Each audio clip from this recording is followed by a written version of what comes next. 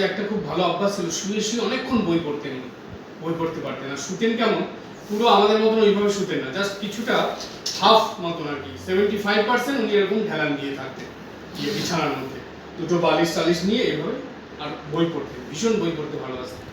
তো মহারাজ এরকম শুয়ে শুয়ে বই পড়ছিলেন, একজন গেছে দেখা করতে, চেয়ারে বসেছে, কথায় কথায় বলছে, মহারাজ আপনি যা কাজ করে দিয়ে গেলেন, আপনি তো এবার মুক্ত হয়ে গেলেন, মানে আপনাকে তো আর এবার মুক্তি আপনার হয়ে গেল, ঠাকুরের কাছেই চলে যাবে।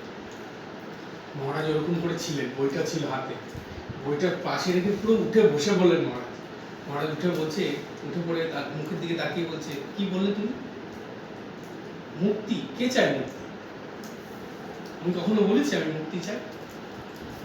যতদিন এই ঠাকুরের ভাবধারা থাকবে, স্বামীজি বলে গেছেন 1500 বছর, বলছে আমি বারে বারে জন্ম নিতে চাই এই ঠাকুরের কাজ করা।